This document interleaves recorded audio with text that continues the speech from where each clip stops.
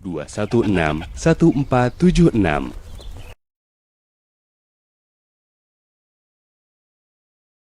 Download aplikasi Tarbiyah Sunnah di handphone Anda. Tersedia di Google Play dan App Store.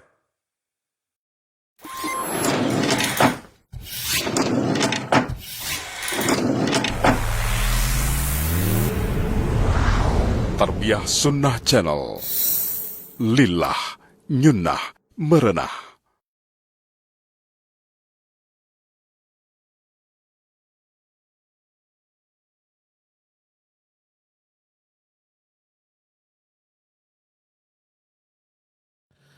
Bismillahirrahmanirrahim.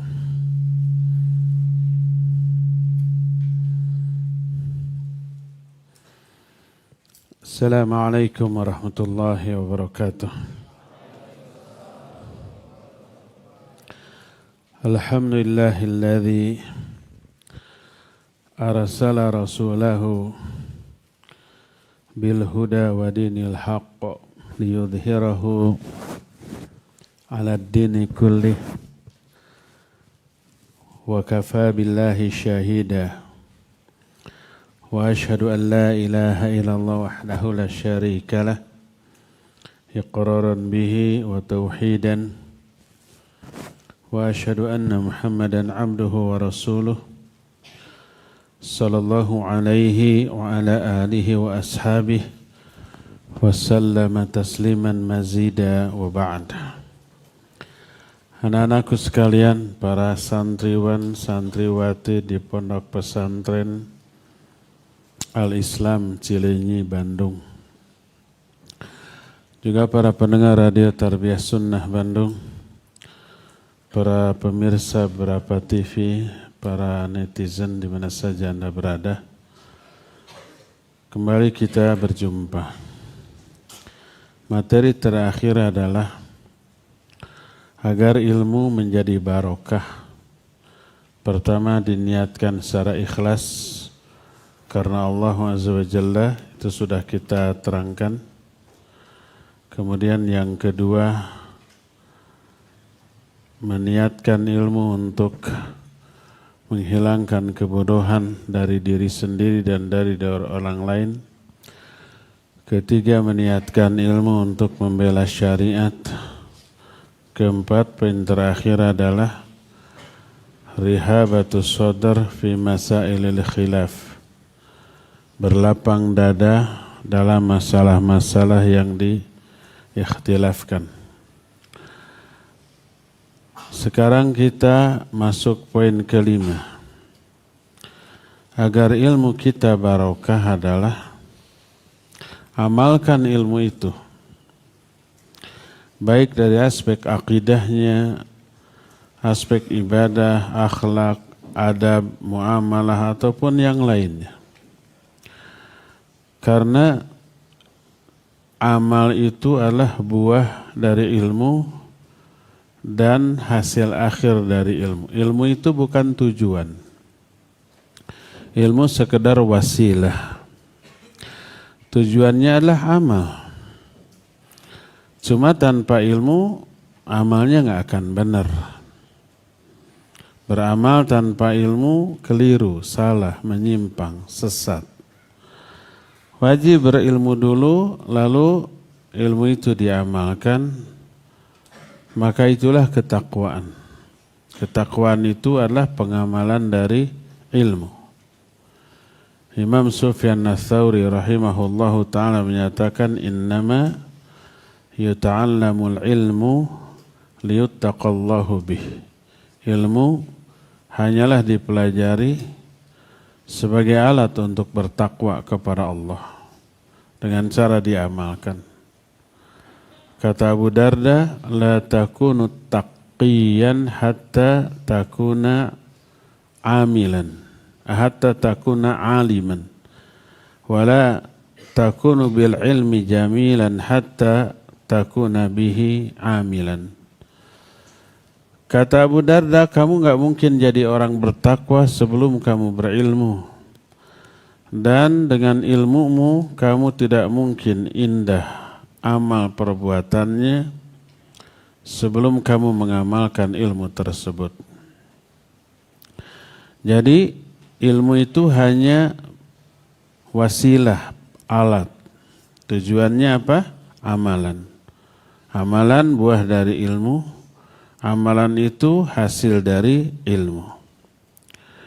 Maka setelah kita berilmu wajib untuk diamalkan. Tidak boleh disia-siakan. Ada seorang datang ke Abu Hurairah radhiyallahu an lalu mengatakan uridu an ata'allamal ilma wa akhafu an udayyi'ahu. Aku sangat ingin mempelajari ilmu, tapi aku takut menyia-nyiakannya dengan cara tidak diamalkan. Akhirnya nggak mau belajar, karena kalau sudah belajar harus beramal. Berat, makanya biar nggak beramal, maka tidak mau belajar. Karena kalau belajar tidak diamalkan dianggap menyia-nyiakan ilmu. Apa kata Abu Hurairah? Kafa bitarkika lahu tadyi'an. Cukuplah dengan cara kamu tidak mempelajari ilmu, itu dianggap menyia-nyiakan. Yang paling buruk. Menyia-nyiakan ilmu itu banyak bentuknya. Difahami, nggak diamalkan, menyia-nyiakan. Tapi yang paling buruk, menyia-nyiakan ilmu itu dengan cara tidak mau dipelajari. Tapi jadi tetaplah belajar, lalu setelah itu diamalkan. Orang yang memiliki ilmu tak ubahnya seperti orang yang membawa pedang. Pedang ini bisa menyelamatkan dirinya kalau dia gunakan secara benar. Ada rampok, ada musuh, ada lawan, mau membunuh, mau mencelakai, kita bisa selamat dengan pedang itu, minimal untuk nangkis, maksimalnya untuk balik menyerang. Jadi bisa menjadi penyelamat, tapi juga bisa menjadi perkara yang mencelakakan dirinya kalau nggak bisa mainkannya. Kalian tahu nunchaku, double stick, si buru celitea gening. Dua kayu disambungkan dengan rantai besi, diputar-putar, apa namanya itu? Nunchaku. Ini di tangan orang ahli berbahaya itu, bisa membunuh orang. Tapi di tangan orang yang tidak bisa memainkannya, bisa membahayakan diri sendiri. Putar-putar beletuk ke kepala sendiri. Ada yang begitu? Ada. Pedang juga begitu. Bagi yang nggak bisa, diputar-putar cek ke diri sendiri. Ya. Ilmu itu seperti itu. Bisa menyelamatkan diri kita kalau diamalkan, diajarkan. Bisa mencelakakan diri kita kalau tidak diamalkan. Rasul SAW hadis sahih riwayat Imam Muslim. Dalam kitab sahihnya menyatakan Al-Qur'anu hujjatun lak au alaik. Al-Quran itu bisa menjadi hujjah yang menyelamatkanmu. Atau hujjah atau alasan yang mencelakakan kamu. Kamu bisa celaka dengan Quran. Kalau Quran ini diabaikan, apalagi ditentang. Tapi kamu bisa selamat, mulia, lahir batin dunia akhirat. Kalau diamalkan dan dimuliakan. Ini hadis. Apa maknanya? Laka in amil tabih wa alaika illam ta'mal bih. Quran bisa menjadi penyelamat kamu kalau kamu mengamalkannya. Tapi bisa mencelakakan kamu kalau kamu tidak mengamalkannya. Tidak hanya Quran, termasuk hadis yang sahih dari Nabi SAW wajib diamalkan dengan cara mempercayai seluruh informasi berita dari hadis selama sahih. Mau masuk akal, mau tidak. Emang ada hadis Nabi SAW yang tidak masuk akal? Banyak. Apalagi tentang tanda-tanda kiamat nanti. muncul Dajjal. Dajjal nggak bisa dicerna oleh akal kita. Cuma 40 hari, hari pertama setahun, hari kedua sebulan, hari ketiga sepekan, bisa menyuruh langit untuk menurunkan curah hujan atau menahan, bisa memerintahkan bumi untuk mengeluarkan tumbuh-tumbuhan atau tidak, bisa memerintahkan kambing untuk menghasilkan susu atau tidak. Itu kan nggak masuk akalnya. Tapi itu diceritakan dalam hadis yang sahih, wajib untuk kita percayai.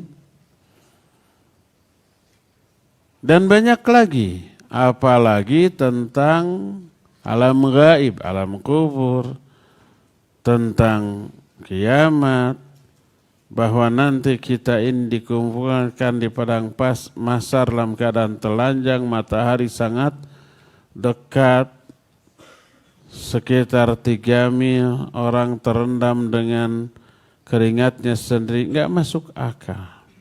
Tapi hadisnya sahih, wajib kita percayai.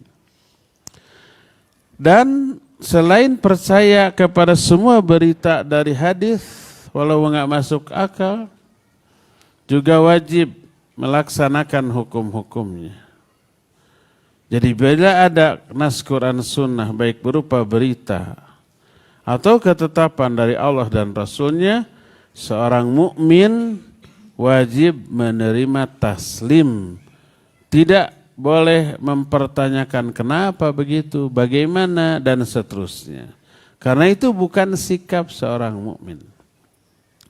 Perhatikan surah Al-Ahzab ayat 36, Allah menyatakan, wa ma kana lil mu'minin wala mu'minatin idza qada Allahu wa rasuluhu amran ay yakuna lahumul khiyaratu min amrihim wa man ya'sillaha wa rasulahu faqad dhalla dhalalan mubina. Tidaklah pantas seorang mukmin laki-laki ataupun mukmin perempuan bila Allah dan Rasulnya telah menetapkan satu urusan, mereka memilih urusan yang lain selain yang ditetapkan oleh Allah dan Rasulnya. Quran ditolak, sunnah juga tidak diterima, dia malah mengikuti pendapat ro'yunya, hawa nafsunya, pribadinya, atau pendapat orang biasa. Maka nggak boleh, itu maksiat. Kata Allah, wa may ya'sillaha wa rasulah. Siapa yang maksiat kepada Allah dan Rasulnya, faqad dhalla dhalalan mubina, dia sesat dengan kesesatan yang nyata. Ya ayyuhalladzina amanu la tuqaddimu baina yadayillahi wa rasulihi wattaqullah. Innallaha sami'un alim. Hai orang-orang yang beriman, jangan kalian mendahului Allah dan Rasulnya. Maksud mendahului Allah dan Rasulnya, mendahulukan ra'yu, pendapat pribadi daripada Quran Sunnah. Ya ayyuhalladzina amanu la tarfa'u aswatakum fawqa sautin nabi wa la tajharu lah bil qaul kajahri ba'dikum li ba'din an tahbata a'malukum wa antum la tash'urun. Jangan kalian meninggikan suara kalian di atas suara Nabi. Karena Nabinya tidak ada. Gimana cara meninggikan?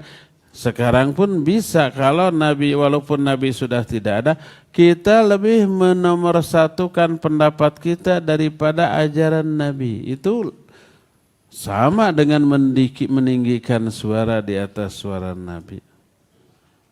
Di akhir ayat, antahbatu a'malukum wa antum la tash'urun. Nanti batal amal-amal kamu, terhapus pahala kebaikan kamu tanpa kamu sadari. Jadi lihat, ada ancaman dari Allah dan Rasulnya. Kalau lebih mendahulukan pendapat ra'yu, ketetapan Allah dan Rasulnya dikesampingkan, tidak diamalkan, ada ancaman. Makanya Nabi SAW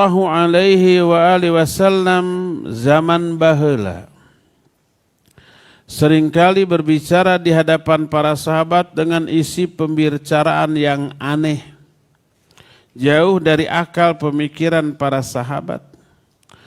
Tapi para sahabat nerima, tidak pernah mengatakan kenapa begitu wahai Rasulullah, bagaimana hal itu wahai Rasulullah. Tidak. Berbeda dengan orang-orang zaman Kiwari. Kalau umpamanya ada hadis Nabi SAW yang mereka tidak bisa fahami dengan akal, itu langsung ditolak walaupun sahih. Ada tokoh Islam dunia tuh, nggak perlu saya sebut. Kalau disebut mungkin banyak yang tahu. Ketika ada hadis Nabi SAW menyatakan, "Idza waqa'a dzubaba fi ina'i ahadikum falyughammis." Kalau ada lalat yang jatuh ke dalam minuman salah seorang di antara kamu, celupkan lalat itu lalu buang. Lalatnya yang dibuang, bukan minumannya. Minumannya minum, karena di salah satu sayapnya ada penyakit, di sayap lainnya ada obatnya, penawar. Hadis ini sahih. Tapi ada tokoh muslim dunia, bukan orang Indonesia, bukan orang Cileunyi, bukan orang Selat Sau juga. Dia menyatakan, saya lebih percaya kepada dokter kafir daripada kepada hadis ini. Bayangkan. Jadi kalau ada minuman dia nggak mau minum. Kalau sudah dicelupin, dicelupin lalat nggak dia. Kurang percaya kepada hadis Nabi SAW. Jadi ini sikap yang bertolak belakang dengan ayat dan hadis yang sahih. Contoh lain umpamanya ketika Nabi SAW dalam hadis sahih riwayat Imam Bukhari dan Imam Muslim menyatakan, yanzilu Rabbuna ila sama'id dunya hina yabqa thuluthul lailil akhir. Fayaqul, man yad'uni fastajibalah, man yas'aluni fa'utiyah, man yastaghfiruni fa'aghfirallah. Kata Nabi SAW, Allah turun ke langit dunia ketika tersisa sepertiga akhir malam. Lalu berkata, siapa yang berdoa kepadaku di saat ini aku ijabah. Siapa yang meminta akan aku berikan. Siapa yang minta ampun aku akan ampuni. Hadis ini sahih riwayat Imam Bukhari. Ini hadis yang masyhur bahkan mutawatir. Tapi saat itu tak ada seorang pun sahabat yang ngacung lalu bertanya, wahai Rasulullah bagaimana Allah turun? Kalau turun arasnya kosong, kan Allah istiwa di atas arasnya. Kalau Allah turun arasnya kosong atuh. Atau pertanyaan lain, kalau zaman sekarang pertanyaan muncul lagi, itu kan bumi bulat. Dan malam itu bergiliran di setiap negara. Ya, sekarang di kita jam 4 lebih. Ada nggak sekarang di negara lain sudah malam ada? Ada. Mungkin di daerah timur sono. Ada yang sepertiga akhir malam. Nanti sepertiga akhir malam di kita, di negara lain siang dan seterusnya. Jadi sepertiga akhir malam itu bergiliran di setiap tempat, di negara tertentu. Pasti ada sepertiga akhir malam. Kalau begitu Allah turun terus dong, kan gitunya. Tidak apa? Tidak istiwa di atas arsy. Ada pertanyaan itu? Ada. Muncul. Dan pertanyaan-pertanyaan lain. Yang menunjukkan pertama kebingungan mereka, yang kedua ketidakmampuan mereka dalam memahami sifat-sifat Allah. Dikiranya sifat Allah itu seperti sifat makhluk.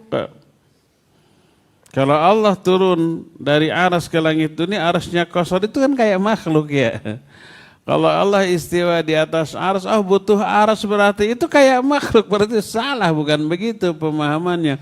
Oh kalau umpama Allah beristiwa di atas aras berarti arasnya lebih besar dong. Ya, keliru kalau memahaminya begitu. Allah itu mustawin ala arsy bima yaliqu bijalalihi wa azamatihi. Allah itu istiwa di atas aras dengan makna yang layak bagi kemuliaan dan keagungan Allah. Kalau difahami arasnya lebih besar berarti nggak layak pemahaman seperti itu. Kalau difahami berarti butuh aras, bukan begitu maknanya. Keliru, salah gitu ya. Kumaha tu laisa kamitslihi syai'un. Jadi banyak muncul pertanyaan-pertanyaan yang bernada tidak percaya. Lalu akhirnya ditolak.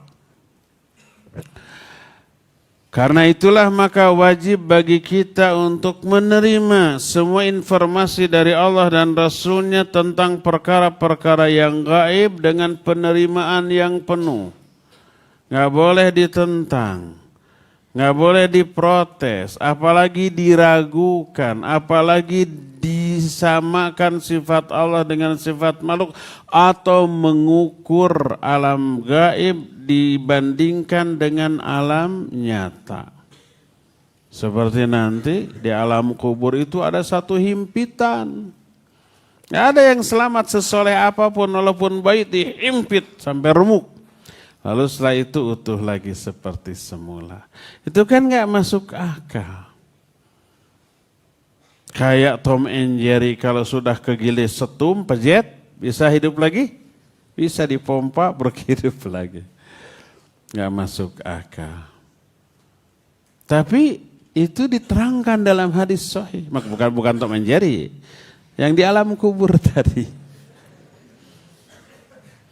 Ada orang ditanya oleh malaikat membawa palu sebesar apa gitu godam yang bila palu itu dipukul ke gunung batu, gunung itu bakal rata jadi tanah. Di alam kubur ditanya nggak bisa jawab, lalu dipukul sampai pejet. Tapi utuh lagi. Itu di alam gaib berbeda dengan kondisi di alam nyata. Wajib kita percayai. Wajib untuk kita yakini. Karena apa? Karena perkara gaib di luar nalar kita. Dan banyak contoh-contoh tentang masalah ini. Jadi akidah keyakinan wajib dibangun di atas kitab Allah dan sunnah Rasulnya. Hendaklah semua kita manusia mengetahui tidak ada ranah bagi akal untuk berbicara perkara-perkara gaib. Kecuali keterangannya bersumber dari yang maha mengetahui perkara yang gaib. Alimul ghaibi fala yudhiru ala ghaibihi ahadan illa man irtada min rasulin. Surah Jin. Allah lah yang maha mengetahui perkara gaib. Dan Allah tidak memberitahukan perkara gaib ini kepada siapapun, kepada seorang pun, kecuali kepada Rasul yang diridhoinya. Rasul mah diberitahu, makanya ada perkara-perkara gaib yang disampaikan oleh Nabi SAW. Jadi perkara gaib bagian dari akidah, sumbernya Quran atau Sunnah. Haram mempelajari perkara gaib kalau sumbernya bukan dari Quran Sunnah. Ada orang memberitahukan perkara gaib begini. Nggak boleh kita percayai. Kecuali sumbernya dari Quran Sunnah. Ini baru wajib percaya, mau masuk akal maupun tidak, pokoknya wajib kita percaya. Allah menyatakan dzalikal kitabu la raiba hudal lil muttaqin alladzina yu'minuna bil ghaib. Orang bertakwa adalah orang yang beriman kepada perkara gaib selama yang gaib itu diterangkan dalam Quran dan Sunnah. Demikian juga dalam perkara-perkara ibadah, bagaimana tata cara kita beribadah kepada Allah Azza wa Jalla wajib dibangun di atas dua landasan, dua fondasi. Siapa yang tidak memiliki salah satu saja di antara dua fondasi itu, maka ibadahnya runtuh. Dalam arti nggak benar, dalam arti ditolak. Apa saja dua fondasi itu? Pertama, niat yang ikhlas. Kedua apa? Mutaba'ah. Maksudnya mutaba'ah kepada Rasul sallallahu alaihi wasallam, mengikuti contoh dari Nabi sallallahu alaihi wasallam. Maka hendaklah setiap muslim membangun ibadahnya dengan berdasarkan kepada syariat Allah yang dibawa oleh Rasulnya sallallahu alaihi wasallam. Tidak boleh mengada-adakan tata cara ibadah baru dalam agama Allah itu, baik dari asalnya ataupun dari tata caranya. Maka para ulama berkata, la budda fil ibadah an takuna thabitatan bisyar'i fi hayatiha wa fi makaniha wa fi zamaniha wa fi sababiha, la budda an takuna thabitatan bisyar'i fi hadhil umuri kulliha. Mau tidak mau ibadah itu harus berdasarkan keterangan syariat, baik tentang tata caranya, tempatnya, waktunya, sebabnya, dan yang lain-lainnya, ya. Oleh karena itu, maka dikatakan oleh mu'allif, fa'in falau anna ahadan athbata syai'an minal asbab liibadatin ta'abbadallaha biha duna dalilin radadna alaihi dhalik wa qulna inna hadha ghairu maqbul li'annahu labudda ay yuthbata bi anna hadha sababun litilkal ibadah wa illa falaysa bimaqbulin min. Kalau ada seseorang yang menetapkan suatu sebab untuk beribadah kepada Allah, tapi tanpa dalil, kita tolak. Kita katakan ini nggak akan diterima. Contoh umpamanya, ada ibadah yang ada sebab. Apa contohnya? Contohnya sholat tahiyatul masjid. Apa sebabnya? Masuk masjid. Syukrul wudhu. Apa sebabnya? Dia berwudhu. Terus apalagi contohnya? Adanya qasar. Apa sebabnya? Safar. Ada sebab, ada hukum. Al-hukmu yaduru ma'a illatihi. Wujudan wa adaman. Hukum itu beredar karena ada sebab. Ada tidaknya hukum bergantung kepada ada tidaknya sebab. Kalau enggak safar, enggak boleh qasar. Kalau tidak punya wudu, enggak boleh sholat syukrul wudu. Kalau tidak masuk masjid, enggak boleh sholat tahiyatul masjid. Nah, contoh umpamanya. Kita masuk ke areal pekuburan, dar sholat 2 rakaat. Apa? Karena menghormati orang yang dikuburkan di sini. Kita sholat 2 rakaat dengan sebab masuk ke areal pekuburan. Dari mana sebab itu teh melahirkan sholat 2 rakaat? Gak ada, gak boleh gitunya. Kalau kita bersin, apa yang harus kita lakukan? Apa yang harus kita lakukan? Jawab betul. Kalau kita bersin, apa yang harus kita lakukan? Apa yang harus kita ucapkan? Alhamdulillah. Ada hadisnya? Ada. Nah sekarang kalau huai gitu. Apa yang harus kita ucapkan? Tahu hai, menguap. Kalian kan suka, terutama kalau ngaji sering menguap. Ada enggak hadisnya kalau idza ta'atsaba ahadukum falyahmadillah.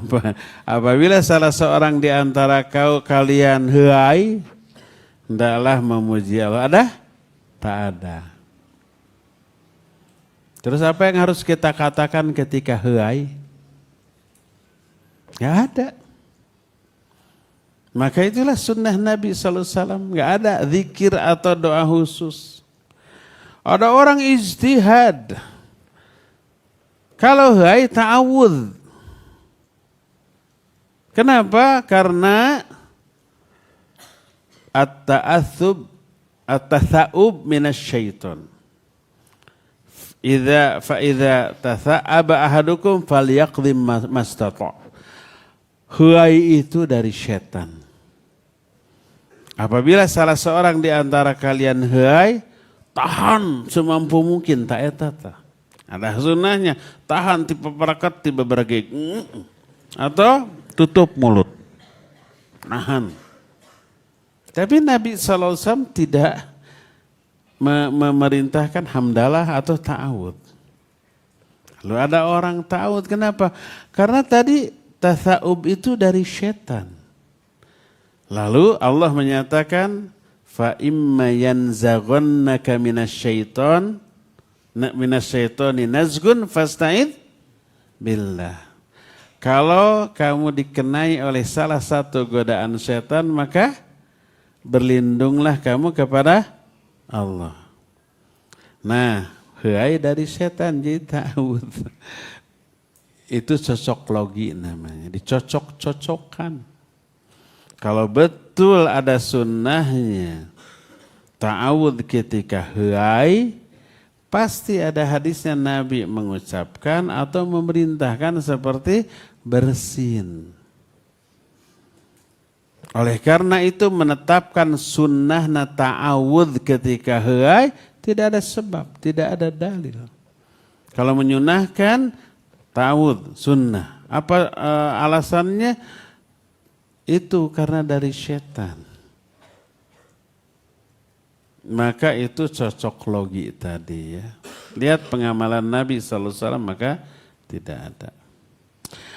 Oleh karena itu para ulama menyatakan al-aslu fil ibadati al-khatar hatta yaquma dalilun al-masyru'iyah. Pada asalnya ibadah itu terlarang sampai ada dalil yang mensyariatkannya. Al-aslu fil ibadati at-tahrim. Ada orang tuh, mana dalilnya bahwa ibadah itu asalnya haram.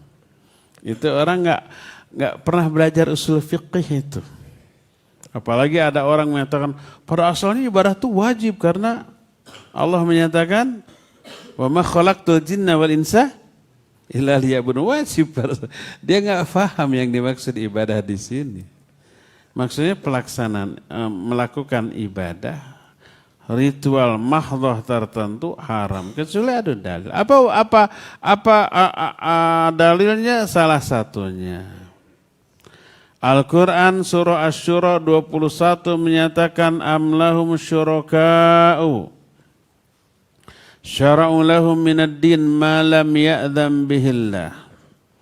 Atau apakah mereka ini punya sekutu-sekutu yang menetapkan syariat bagi mereka berupa agama yang tidak Allah izinkan.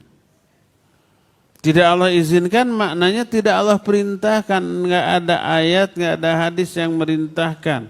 Lalu ditetapkan sebagai syariat bagi agama. Enggak boleh. Makanya pada asalnya menetapkan syariat tertentu haram, tidak boleh. Karena itu hak Allah untuk menetapkannya, bukan hak orang, bukan hak manusia. Makanya ketika ada orang mengamalkan satu amal ibadah, tapi enggak ada perintah dari Allah dan Rasul, ditolak. Man amila amalan laisa alaihi amruna fahuwa raddun. Man ahdatsa fi amrina ma laisa min fahuwa raddun. Orang yang mengada-adakan satu ibadah di dalam agama kami, tapi nggak ada perintahnya, itu ditolak, tidak akan diterima oleh Allah Azza wa Jalla. Maka berkata Syekh Al-Utsaimin, hatta law kunta mukhlisan wa turidul wusula ila Allah Azza wa Jalla wa turidul wusul ila karamatihi walakinnahu ala ghairil wajhil masyru' fa inna dhalika mardudun alaik. Walau annaka aradta al-wusula ila Allah min tariqin lam yaj'alhu Allahu tariqan lil wusuli ilaih fa inna dzalika mardudun alaih. Seandainya kamu ikhlas dalam beribadah, ingin sampai kepada Allah, ingin sampai meraih kemuliaan dari Allah, tapi cara ibadahnya itu tidak dengan cara yang disyariatkan, maka ibadah kamu ditolak.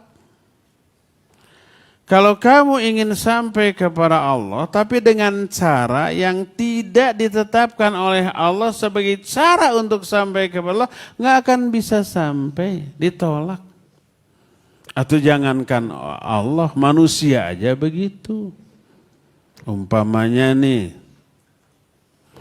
saya dari Selasau mau ke Cileunyi, masuk jalan tol. Tolnya itu macam-macam, bisa Padalarang, bisa Baros, bisa Marga Asih, bisa Jalak Harupat, macam-macam tuh. Di jalan tol teh banyak cabang-cabangnya, jalannya, jurusannya. Masuk tol bisa ke Jakarta, bisa ke Subang, bisa ke Cisumdawu, ke Cirebon, ke sana sampai akhirnya kemana? Ke Surabaya juga bisa ya. Nah, bisa keluar di Cirebon, di Majalengka, di Indramayu, di Solo, di Jogja, bisa tuh. Kita atau saya dari Selasau ke Cileunyi, agar sampai, nggak bisa sembarangan, nggak bisa semau saya. Harus dengan rambu yang tertera di pinggir jalan tol. Sampai masuk ke Jalak Harupat. Ikut itu jurusan Cileunyi.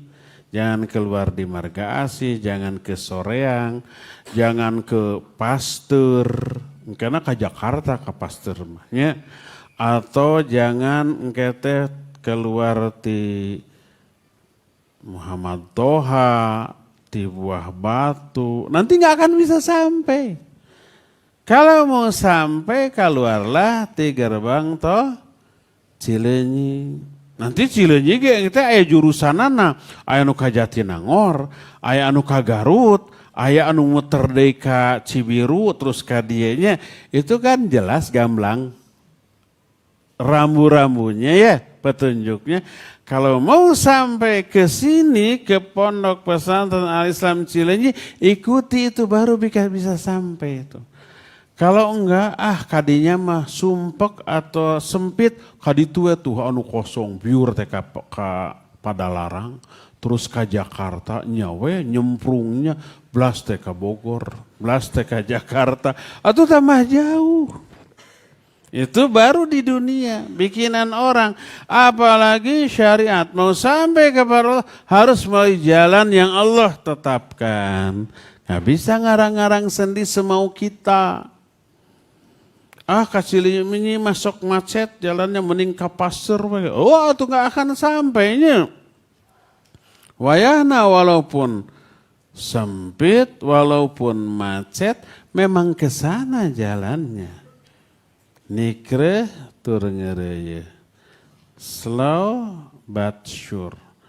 Alon-alon asal kelakon. Ya, nanti insya Allah sampai.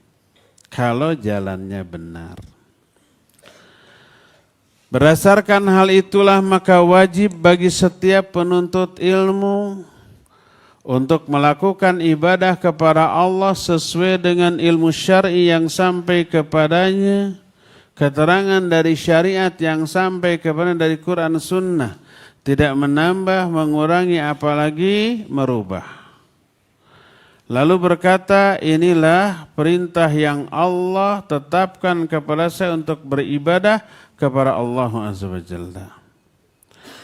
Tidak boleh pula kita memilih sesuai dengan kehendak hati kita. Kayaknya lebih adem begini cara ibadah, nggak boleh. Sumber agama adalah wahyu Quran Sunnah, bukan perasaan, bukan otak, bukan kebiasaan adat setempat, atau bukan kesepakatan orang, tidak boleh. Jadi hati kita bukan penentu benar atau tidaknya ibadah yang kita lakukan kepada Allah.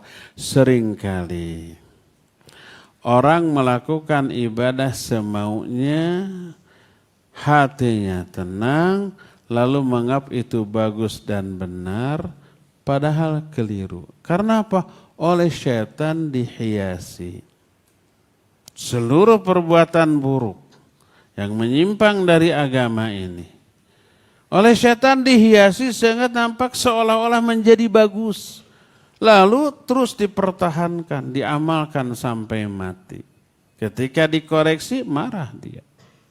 Allah berfirman dalam Quran surah Fatir ayat 8, "Afaman zuyyina lahu su'u amalih fara'ahu hasanan fa innallaha yudhillu man yasha wa yahdi man yasha." Kata Allah, mana yang lebih baik? Orang yang beramal baik ataukah orang yang beramal buruk? Lalu amal buruknya dihiasi oleh setan sehingga dia menganggap amal buruknya sebagai satu kebaikan. Sesungguhnya Allah menyesatkan orang yang dikehendaki dan memberikan hidayah kepada orang yang dikehendaki. Jadi bukan perasaan. Benar tidaknya sebuah ibadah tapi ditimbangnya dengan nas, Al-Quran dan As-Sunnah. Itu dalam hal melakukan ibadah kepada Allah Azza wa Jalla. Demikian juga setiap, tadi sudah dalam masalah akidah, masalah ibadah. Demikian juga masalah muamalah, akhlak, adab. Wajib berdasarkan ilmu syar'i. Menyeru manusia untuk memiliki akhlak yang mulia, berupa kejujuran, berupa menunaikan janji, berupa menginginkan kebaikan untuk sesama mukmin, dan itu tanda iman. Nabi SAW menyatakan, la yu'minu ahadukum hatta yuhibba li akhi ma yuhibbu li nafsihi minal khair. Hadis ini sering disalahartikan oleh orang. Pernah nggak kalian mendengar terjemahan hadis ini? Tidaklah beriman salah seorang di antara kalian sebelum dia mencintai saudaranya sebagaimana dia mencintai dirinya sendiri. Ada pernah? Keliru, bukan gitu hadis itu. La yu'minu ahadukum. Tidak beriman salah seorang di antara kamu. Hatta sehingga yuhibba li akhihi. Sehingga dia mencintai untuk saudaranya, bukan mencintai saudaranya. Mencintai untuk saudaranya, ma yuhibbuhu li nafsihi, apa yang dia cintai untuk dirinya, dalam kurung minal khair, berupa kebaikan. Maknanya, tidaklah seseorang dikatakan beriman sehingga dia mencintai kebaikan untuk saudaranya sebagaimana dia mencintai kebaikan itu untuk dirinya sendiri. Kalau kita suka kita diramahi oleh orang, kita pun harus ramah ke orang. Kalau kita suka orang lain menghargai kita, kita juga harus menghargai orang. Kalau kita suka kita diberi hadiah oleh orang, kita juga harus ngasih hadiah ke orang. Itu maksudnya tuh. Perlakukan orang lain sebagaimana kita suka kalau kita diperlakukan seperti itu untuk orang lain. Hadis tadi sahih riwayat Imam Bukhari juga Imam Muslim dalam dua kitab sahihnya. Dalam hadis yang lain, riwayat Imam Muslim, dalam kitab Sahih Muslim, berkata Nabi SAW, man ahabba ayyuzahzaha anin nar wa yudkhalal jannah falta'tihi maniyatuhu wa huwa yu'minu billahi wal yawmil akhir wal yati ilan nas ma yuhibbu ayyu'ta ilaih. Siapa orang yang ingin dijauhkan dari api neraka dan dimasukkan ke dalam surga, hendaklah dia menemui kematian dalam keadaan dia beriman kepada Allah dan hari akhir. Dan hendaklah dia melakukan kepada manusia perlakuan yang dia suka kalau dia diperlakukan seperti itu. Faham kan maksudnya? Artinya berakhlak yang baik. Kita suka kalau orang lain berakhlak baik kepada kita, kita juga harus begitu. Berakhlak baiklah kepada orang.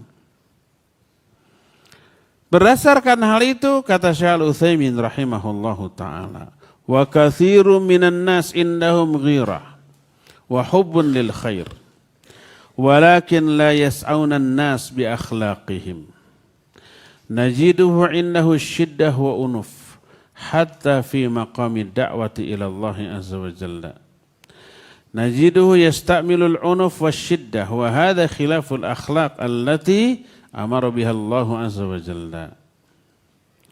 Kata Syekh Al-Utsaimin rahimahullahu ta'ala, banyak orang mereka memiliki semangat yang tinggi, mencintai kebaikan bagi orang, tapi tidak menunjukkan akhlak kepada manusia dengan akhlak yang baik.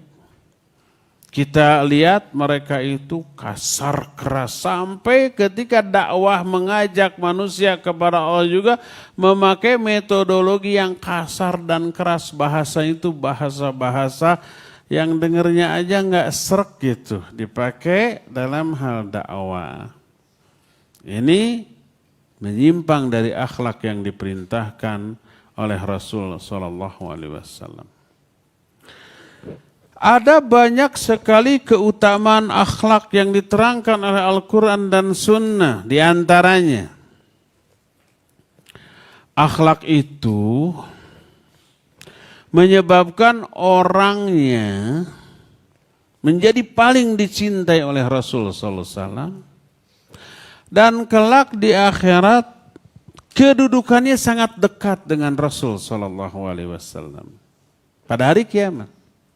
Apa maknanya? Maknanya dia akan mulia tinggi kedudukannya. Karena kalau dekat dengan Nabi SAW berarti Nabi kan di atas ya. Di level yang tertinggi. Kita dekat berarti orang itu sama-sama tinggi. Kedudukannya, kemuliaannya di akhirat. Ini sebuah hadis yang dikeluarkan oleh Imam At-Tirmidzi. Berkata Rasul alaihi salatu wasalam, inna min ahabbikum ilayya wa aqrabikum minni majlisan yaumal qiyamah ahasinakum akhlaqa wa inna abghadakum ilayya wa ab'adakum minni yaumal qiyamah as-sarsarun wal mutasyaddiqun wal mutafaihiqun. Sesungguhnya orang yang paling aku cintai di antara kalian dan paling dekat kedudukannya dengan aku pada hari kiamat, orang yang paling baik akhlaknya di antara kalian. Paling baik, paling dicintai oleh Nabi sallallahu alaihi wasallam dan paling dekat kedudukannya pada hari kiamat. Artinya paling tinggi dia. Sebaliknya orang yang paling aku benci di antara kalian dan paling jauh kedudukannya dengan aku pada hari kiamat. Kalau paling jauh berarti rendah tuh. Nabi di atas, ini di bawah. Hina. 3 orang. 3-tiganya menunjukkan keburukan akhlak. Pertama as-sarsarun. Kedua al-mutasyaddiqun. Ketiga al-mutafaihiqun. As-sarsarun itu Bahasa kitanya bahasa Cileunyi. Loba catur tanpa bukur. Tahu maksudnya? Loba catur bukan catur sekak seter, bukan. Catur itu ngomong. Banyak omong tapi nggak ada makna, nggak ada isi, kotor semua. Jelek omongan. Al-mutasyaddiqun dari asyadqu, rahang.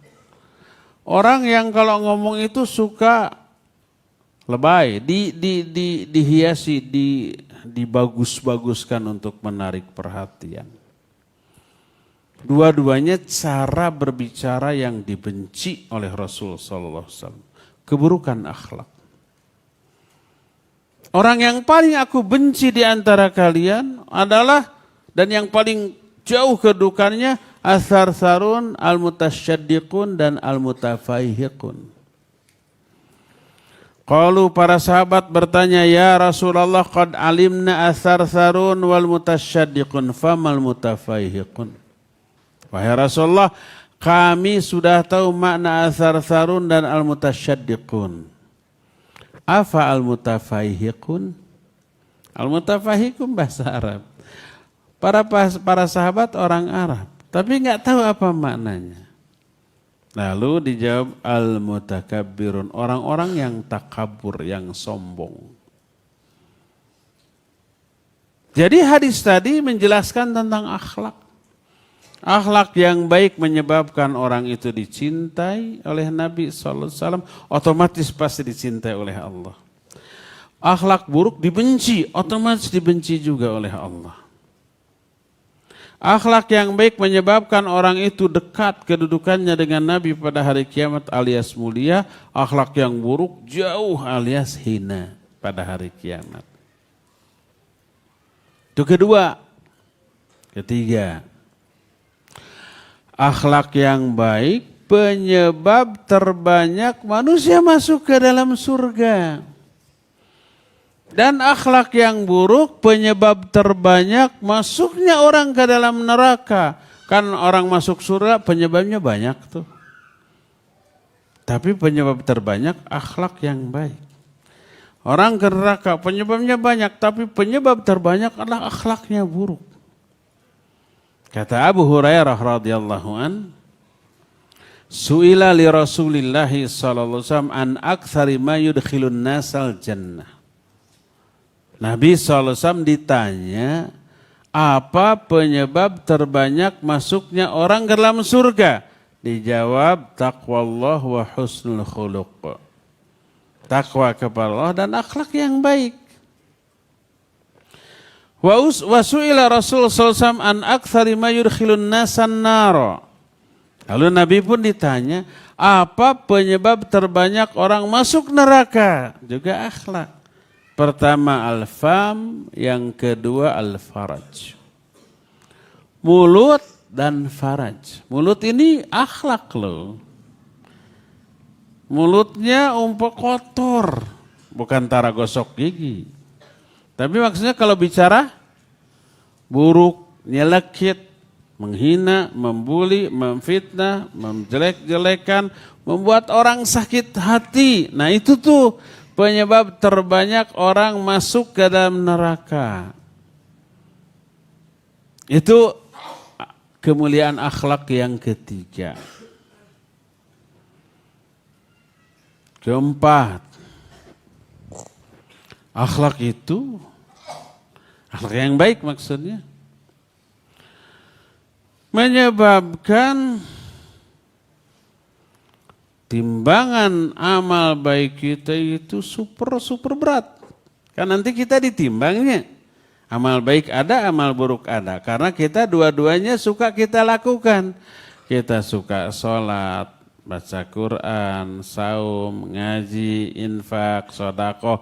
Itu mengalahirkan pahala.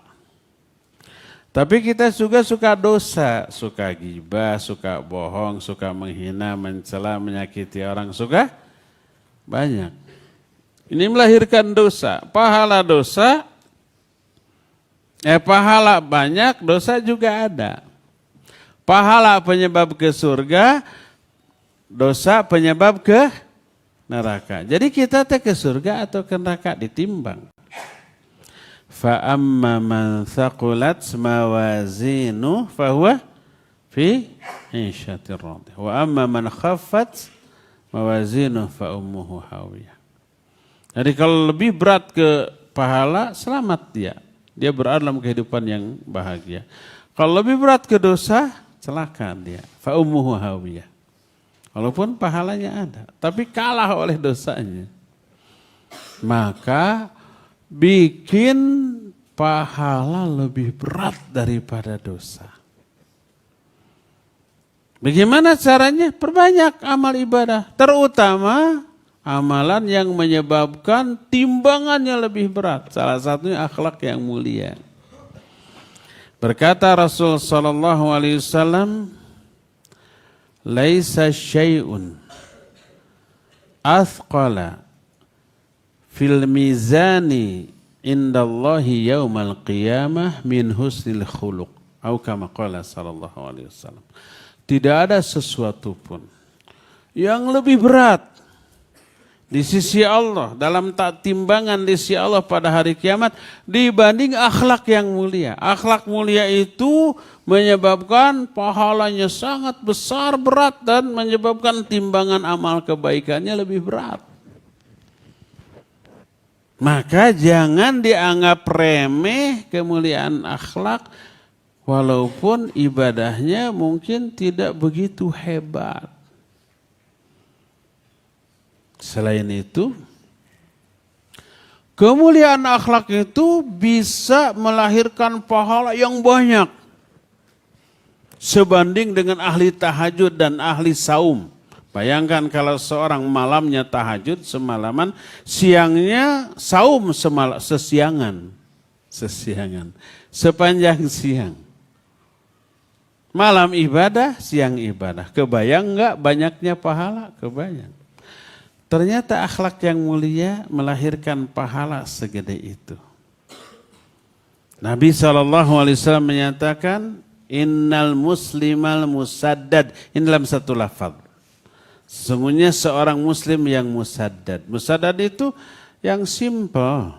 Tidak terlalu giat ibadahnya. Pas-pasan. Tapi bihusni khuluqihi yudrikud darajatal sawamil qawwam.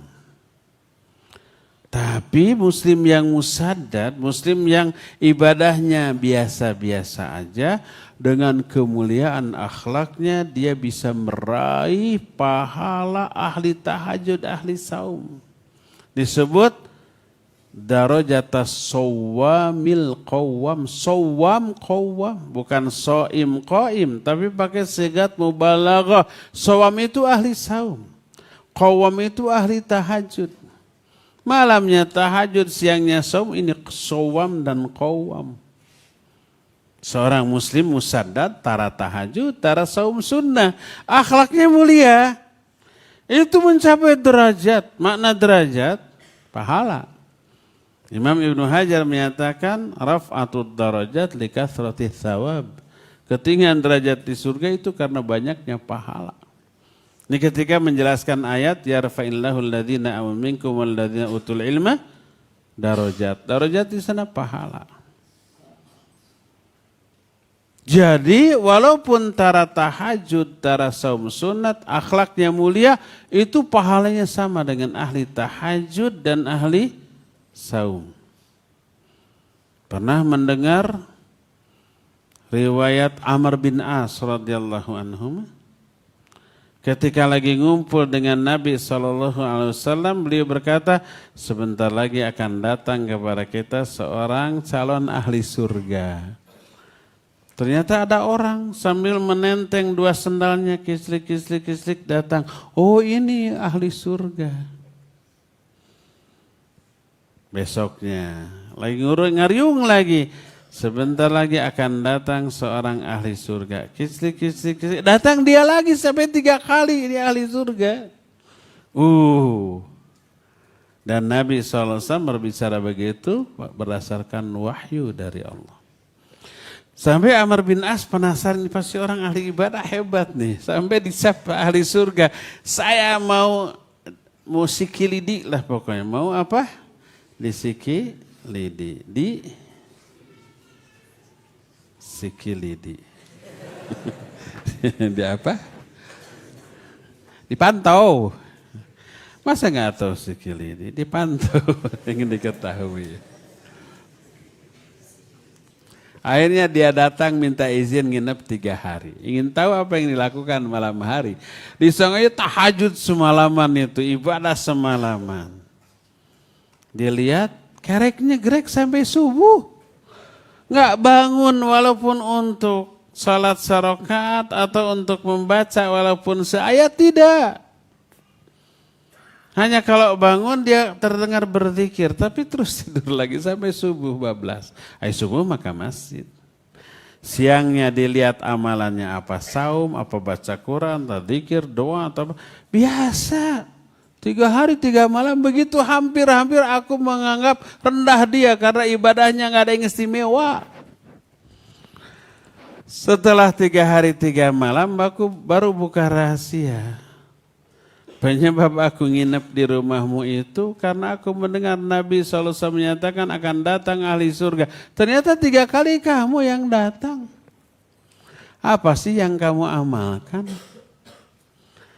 Apa dia berkata? Ma'amiltu illa maqad ra'ait. Aku tidak mengamalkan apapun kecuali seperti yang kau lihat. Gitu aja. Anehnya.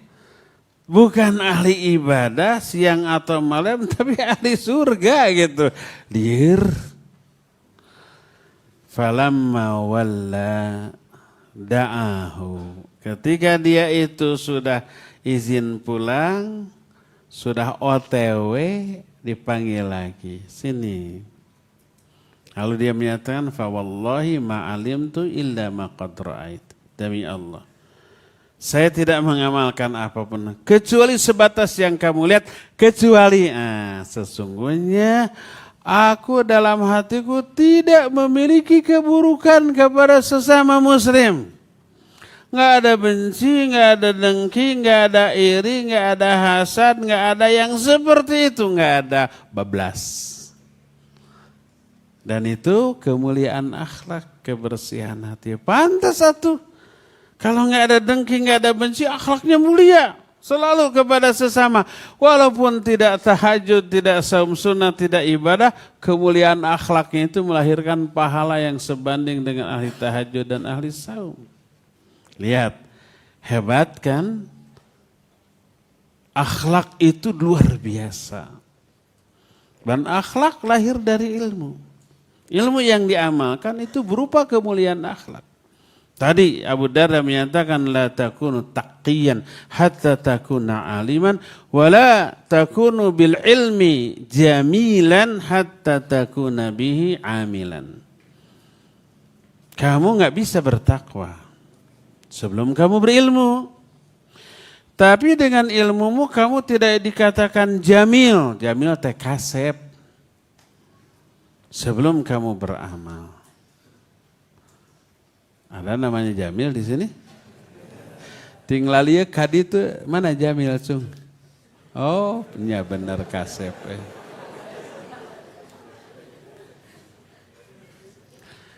Tapi kasep di dalam ini bukan kasep fisiknya. Walaupun umpamanya berilmu lalu diamalkan, tapi goreng patut mah anggar we goreng patut. Walaupun orang itu bodoh, tidak beramal, tapi kalau kasep mah tetap kasep. Lalu apa yang dimaksud jamil? Jamil di sana indahnya akhlak, perbuatan, perilaku. Coba lihat dalam Al-Quran, setiap kali Allah menggunakan kata-kata jamil, pasti digunakan untuk mensifati perbuatan, bukan mensifati bentuk tubuh. Allah berfirman wahjurhum hajron jamila. Tinggalkan mereka dengan cara meninggalkan yang jamil. Jamil di sini dipakai untuk mensifati hajar, cara meninggalkan perbuatan. Wasbir sabron Jamilah, sabarlah kamu dengan sabar yang jamil. Jamil di sini dipakai untuk mensifati sifat sabar. Itu perbuatan. Para istri Nabi pernah meminta nafkah tambahan loh. Biasa nama umpamanya sehari 1.000.000, ini minta 10 juta. Contoh merenya. Liar tuh kalau ada suami dimintai gitu. Liar. Sampai Allah menurunkan ayat, ya ayuhan nabi qul li azwajika in kuntunna turidnal hayata dunya wa zinataha fata'alaina umatti'kunna. Tapi di akhir ayat apa? Wa usarrihkunna sarahan jamila. Katakan olehmu hai Nabi kepada istri-istrimu, kalau kalian menginginkan kehidupan dunia dan kemewahannya, sini aku akan penuhi. Akan aku berikan. Tapi di akhir ayat, wa usarrihkunna sarahan jamil. Aku ceraikan kalian dengan cara cerai yang jamil. Cara menceraikan yang indah. Jamil di sini juga dipakai untuk mensifati indahnya apa? Perbuatan. Jamil itu keindahan akhlak. Wala takunu bil ilmi jamilan hatta takuna bihi amilan. Dengan ilmu kamu nggak bisa jadi orang jamil. Jadi orang yang indah perbuatannya, bagus perilakunya, mulia akhlaknya sebelum kamu mengamalkan ilmu itu. Kemuliaan akhlak itu pengamalan dari ilmu. Coba amalkan ilmu, siapa yang memudahkan urusan orang, Allah akan mudahkan urusan dia dunia akhirat. Lakukan, itu keindahan perilaku, kemuliaan akhlak. Siapa yang menolong orang, Allah akan tolong. Menolong orang itu keindahan perilaku, kemuliaan akhlak. Terus kalau ketemu orang coba tersenyum. Itu keindahan akhlak ya, dan seterusnya. Jadi ternyata akhlak itu lahir dari ilmu. Akidah lahir dari ilmu, ibadah lahir dari ilmu, akhlak, muamalah, adab lahir dari ilmu. Jadi inilah buah dari ilmu amal. Dari ilmu lahir akidah yang lurus, ibadah yang bagus, akhlak yang mulia. Inilah tujuan dari dipelajarinya ilmu. Jadi ilmu hanya alat, ilmu hanya wasilah. Tujuannya adalah amal. Amal ini berwujud tauhid yang bagus, iman yang kuat, ibadah yang luar biasa, dan akhlak yang mulia. Ya, inilah agar ilmu kita berkah diamalkan. Cukup ya, sampai di sini saja dulu, dan kita masih punya sisa waktu untuk bertanya jawab. Wa sallallahu ala nabiyina Muhammadin wa ala alihi wa ashabihi wasallam. Ada yang mau ngacung?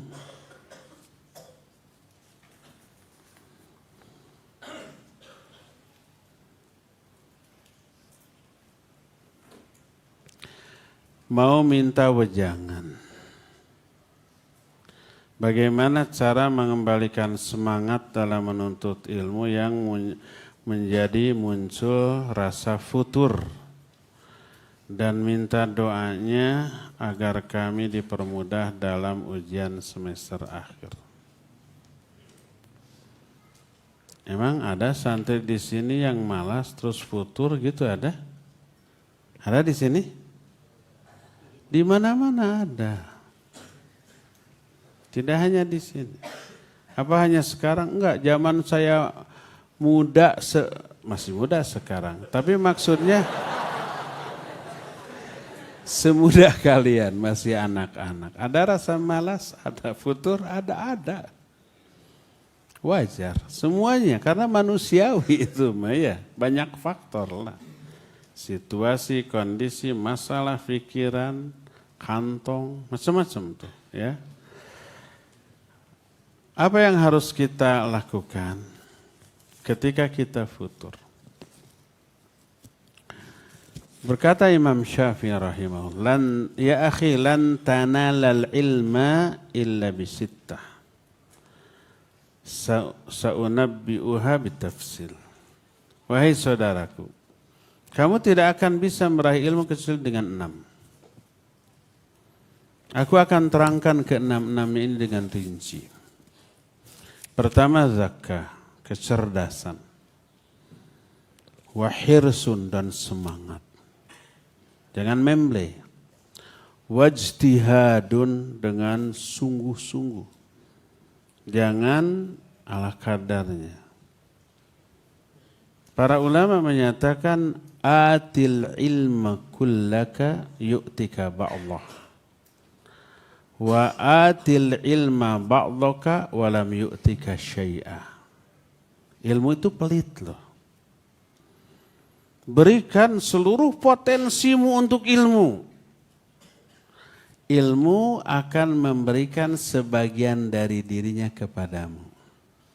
Kalau kita sungguh-sungguh, ilmu gak akan ngasih seluruh dirinya, hanya sebagian, tapi lumayan daripada lumanyun. Tapi berikan sebagian dari potensimu untuk ilmu. Sebagian aja, gak full, gak sungguh-sungguh. Ilmu tidak akan memberikan apa-apa kepadamu. Kalau kita belajarnya ala kadarnya, asal-asalan, ogah-ogahan, setengah hati, gak akan berhasil. Ini all out. Al-jaza'u min jinsil amal. Kata Imam Syafi'i, kamu gak akan dapat ilmu kecuali dengan 6. Pertama, kecerdasan. Kedua, semangat tinggi. Jangan malas. Ketiga, kesungguh-sungguhan. Nah, keempat, wabulghah. Sampaikan ke orang tua kalian. Atau mungkin orang tua sekarang banyak mendengar. Dan biaya tinggi loh. Jangan dikira para ulama zaman dahulu menjadi ulama teh gratis. Enggak. Tahu enggak Imam Malik? Menjadi ulama itu sampai habis 40.000 dinar. Kalau diuangkan sekarang miliaran. 1 dinar itu sekitar 8 juta sekarang. 1 dinar itu kira-kira 1 dinar itu 4,25 gram emas. Emas sekarang hampir 2 juta. Kali 4, 8 jutaan. 1 dinar. 40.000 dinar, bayangkan berapa miliar. Beliau sampai membongkar rumahnya, kayu-kayunya dijual. Untuk apa? Untuk belajar. Ada satu kisah Hisham bin Amr, tapi saya kalau bercerita itu suka nangis, nggak tahu kenapa ya, haru gitu, makanya nggak akan saya ceritakan. Nah, malu. Nah, bulghah, biaya. Tapi sebanding dengan hasil. Bukan sebanding, jauh lebih berharga hasil daripada uang yang dikeluarkan. Itu para ulama zaman dahulu. Nanti suatu saat saya ingin menjelaskan di sini juga berapa besar biaya yang dikeluarkan oleh para ulama untuk menjadi ulama. Nanti akan mungkin kasih tahu untuk bulan depan. Pertemuan yang akan datang. Nanti kalau umpamanya mengingatkan, Ustaz nanti materinya gitu ya. Kita bicara uang nanti. Biar para orang tua tidak nunggak gitu. Tapi saya nggak ngarang-ngarang. Saya akan menggunakan data biaya yang besar yang ditekan oleh para ulama ketika belajar ilmu. Sampai menjadi ulama. Itu bulghah keempat. Coba sebut satu, apa tadi? Untuk mencari ilmu itu, untuk memperoleh ilmu? Kecerdasan. 2, semangat. 3, sungguh-sungguhan. 4, biaya. 5, wasuhbatu ustadzin. Dekat dengan ustadz, bersahabat, tempel terus ustadz.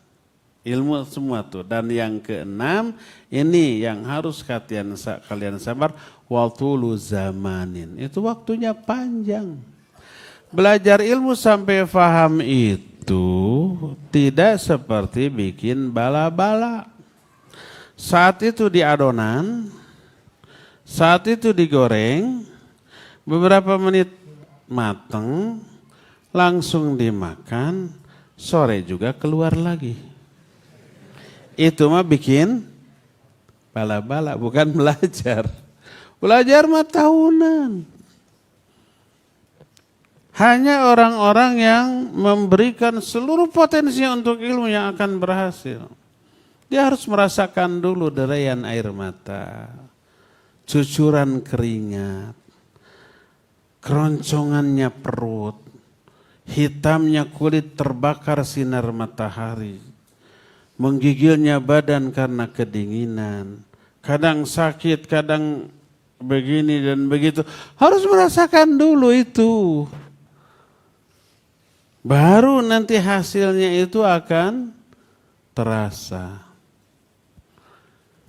Kalian tahu nggak berapa jumlah ustadz dai yang sekarang aktif dakwah? Ada mungkin 100 atau 200 dengan angkatan yang berbeda. Tahu nggak orang-orang yang seangkatan ustadz itu satu angkatannya 1 tahun ratusan, sehingga 10 tahun ribuan. Kita sejak mulai datang dakwah salaf tahun 90-an sampai sekarang 30 tahun lebih itu harusnya sudah ribuan para duat, puluhan ribu. Tapi kenapa yang eksis cuma ratusan atau bahkan yang paling eksis lagi puluhan?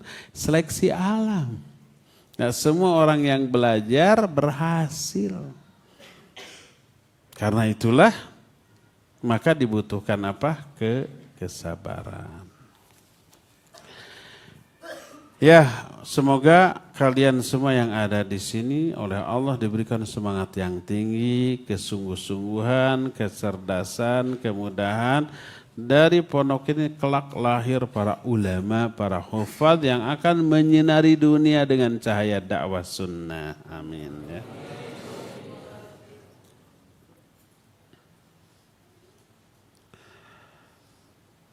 Bagaimana cara masuk ke universitas yang ada di Madinah atau Mekah? Benarkah masuknya susah? Mudah. Datang aja ke sana, lalu masuk, langsung ada di dalam. Cuma ongkosnya gede. Ini waktu umroh, waktu haji di Madinah, coba. Itu gratis, nggak bayar. Bisa dipandu oleh mahasiswa di sana. Saya ingin ke Jamiah Islamiyah boleh. Saya di Mekah ke Ummul Qura boleh. Ditunjukkan boleh masuk boleh ya. Gampang kok, gratis masuknya. Doakan kami agar bisa sekolah ke Timur Tengah. Amin, ke sana ya. Tidak semua Timur Tengah benar enggak. Maksudnya jadi mahasiswa gitu, itu mah nasib. Minta aja kepada Allah agar Allah permudah. Bukan tergantung kepintaran, kecerdasan, sebab ada. Orang pintar, hafidz Quran, bahasa Arab lancar, ditanya semua pertanyaan dijawab. Apa kata Muqabil? Muqabil itu orang yang mau wawancara. Orang seperti antum gak perlu belajar di sini, dakwah aja langsung. Itu ditolak weh. Ada orang yang sampai di depan Muqabil yang mewawancarai, ditanya bahasa Arab ini, ditanya ini, jawabnya apa? Ternyambung. Karena nggak paham bahasa Arab. Ngomongnya juga A, I, U, A, Arab, Ab, Urup, Up gitu.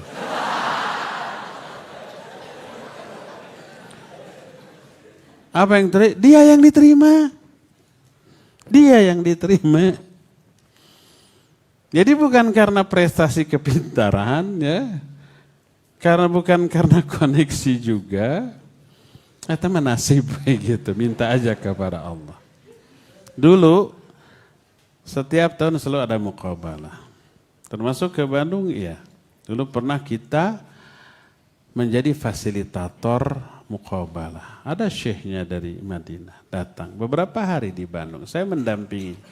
Saya disuruh ngecek hafalannya. Jadi pertama si calon itu ke saya dicek hafalan, setelah itu baru ke syekh ini. Apa yang terjadi setelah puluhan orang? Beliau bilang, terus terang jatah Bandung cuma 1. Antum yang nunjuk. Ngapain proses tadi coba? Antum yang nunjuk. Katanya begitu. Aduh gimana. Jadi itu mah nasib ya. Tapi persiapkan diri antum, keilmuan, bahasa Arab, mental, fisik, terutama berdoa kepada Allah Azza wa Jalla. Semoga antum ini semua nanti dimudahkan untuk bisa belajar ke sana ya. Amin. Jangan ada lagi. Cukup ini. Apakah akhlak mulia juga bagus ketika beribadah kepada Allah? Apakah akhlak mulia termasuk juga bagus ketika ibadah kepada Allah atau dibedakan akhlak dengan bagus dalam ibadah? Seseorang dikatakan akhlaknya bagus kalau dia bagus berakhlak ke seluruh pihak. Pertama, terutama akhlak dia kepada Allah. Bagaimana akhlak yang bagus kepada Allah? Bertauhid secara benar kepada Allah, beriman secara benar, tunaikan hak-hak Allah. Itulah akhlak yang bagus kepada Allah. Kedua, akhlak kepada Rasul sallallahu alaihi wasallam. Ikuti sunnahnya, pegang teguh sunnahnya, jauhkan kebid'ahan. Baru akhlak kepada sesama manusia, itu pun dibagi-bagi. Ke orang tua, ke guru, ke sebaya, ke yang lebih mudah, beda. Tapi semua ada aturannya. Kalau akhlak ke seluruh pihak bagus, disebut berakhlak bagus. Makanya kalau ada orang kafir, akhlaknya kepada sama manusia bagus. Suka menyantuni, menolong, ramah gitu ya. Eueuh carekeun. Tidak ada cawadin. Tidak ada keburukan kepada semua orang, kepada sesama manusia. Tapi kafir. Apakah orang itu akhlaknya bagus? Orang itu akhlaknya buruk. Karena apa? Kepada Allah dan kepada Rasulnya buruk. Walaupun kepada sesama manusia bagus. Ada orang Muslim, akhlaknya ke tetangga bagus.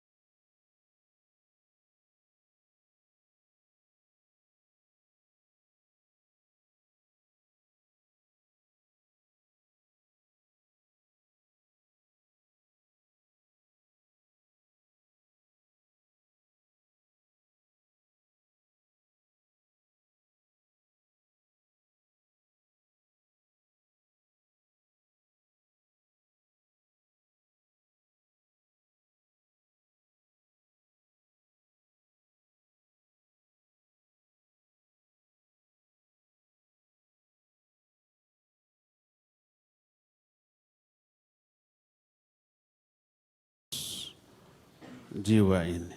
Allahumma inni a'udzubika min ilmin la yakhsha min nafs.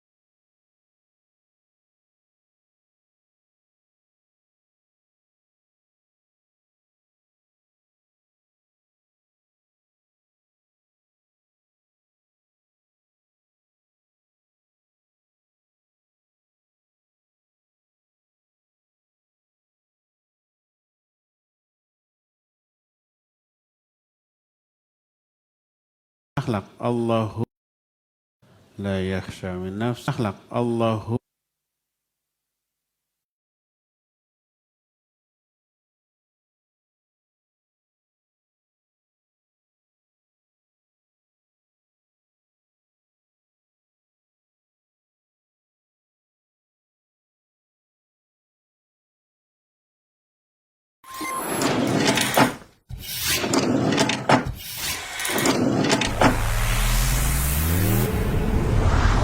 Tarbiyah Sunnah Channel. Lillah, nyunnah, merenah.